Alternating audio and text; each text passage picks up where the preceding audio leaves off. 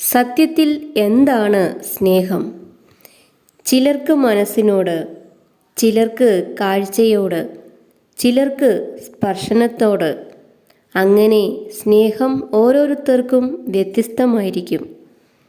പ്രിയപ്പെട്ടവരെ കാണുമ്പോൾ ആലിംഗനം ചെയ്യുന്നതോ, ആലിംഗനം ചെയ്യുമ്പോൾ ചുംബിക്കുന്നതോ, ചുംബിക്കുമ്പോൾ മധുരമുള്ള വാക്കുകൾ പറയുന്നതോ അല്ല സ്നേഹം.